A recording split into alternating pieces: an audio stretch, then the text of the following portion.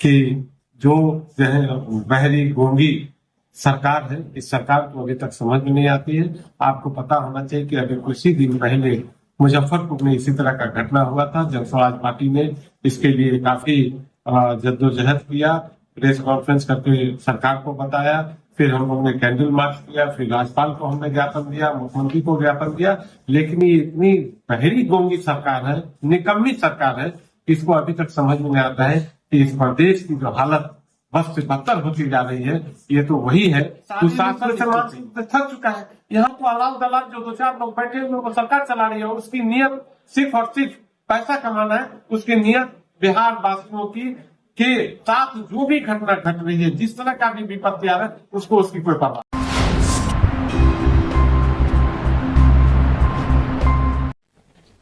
बिहार में इन दिनों रेप की घटना बहुत बढ़ गई है। अभी हाल में ही बेतिया में जो हादसा हुआ, क्या कहेंगे?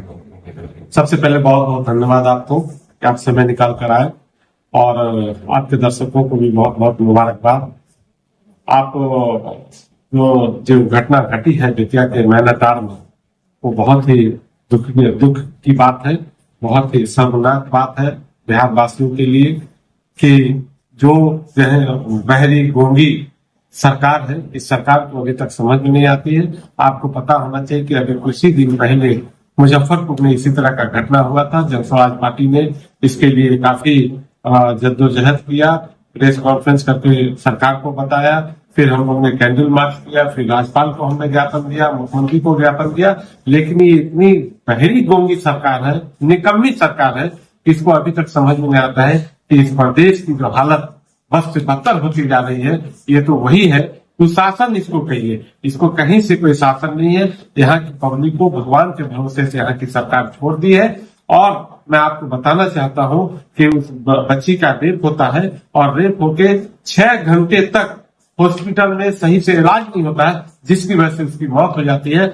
मैं आपके माध्यम से यहाँ के मुख्यमंत्री से भी इस्तीफा दे मैं मांग करता हूं, और सबसे पहले यहाँ के जो स्वास्थ्य मंत्री हैं मंगल पांडे, उनको शर्म आनी चाहिए और अभी लग उनको इस्तीफा देना चाहिए। अगर थोड़ी भी उनको इंसानियत है, थोड़ी भी उनको बिहार वासियों की परवाह है, तो उनको अविलंब इस्तीफा देना चाहिए।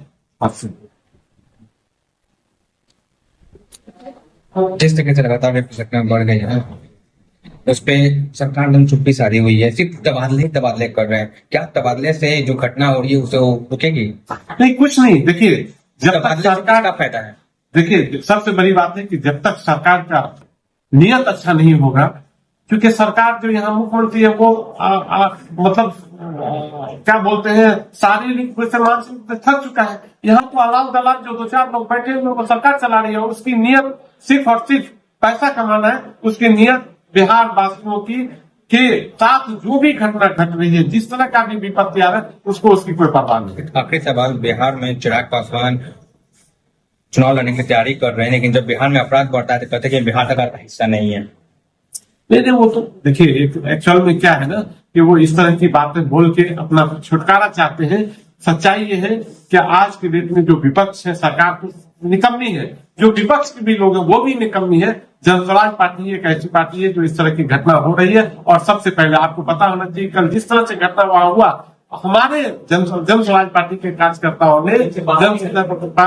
कार्यकर्ताओं ने जाके वहां उसका विरोध किया, उसको हॉस्पिटल ले गया, पुलिस को बुलाया। ये सब जन स्वराज पार्टी के लोगों ने किया और कार्यकर्ताओं ने किया। पार्टी के कोई और लोग, कोई पार्टी का कोई लोग नहीं। ठीक, धन्यवाद।